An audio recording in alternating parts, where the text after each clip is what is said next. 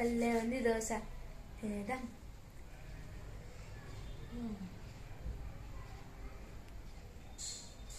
Daddy prayer చేసుకొని తినమన్నాడు కదా, ఏం కాదులే. అబ్బా భలే ఉంది. అబ్బా లంచ్ కూడా బాగుంది. ఎగ్ కర్రీ ఇంకా రైస్. తినేద్దాం.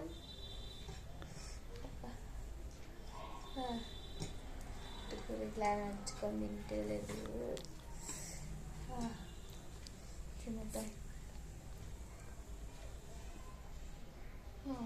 డాడీ ప్రేయర్ చేసుకున్నాడు కదా, ఏం కాదులే. బో అమ్మో అమ్మో.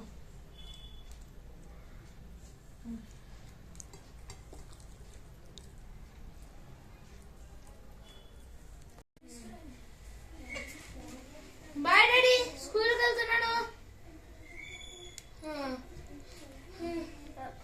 డాడీ ప్రేయర్ చేసుకోమన్నాడు కదా, వెళ్ళేటప్పుడు ఎక్కడికైనా. ఏం కాదు. అబ్బా నిద్రపోవడం లేదు. అబ్బా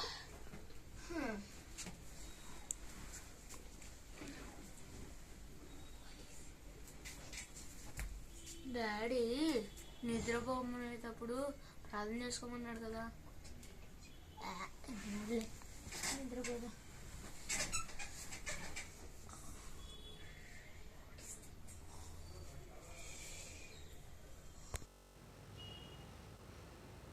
నువ్వు చేసే పాపం ఏంటి? కొన్నిసార్లు మనము ఏమనుకోదండి, భోంచేసేప్పుడు ప్రార్థన చేసుకోకుండా భోంచేస్తాం.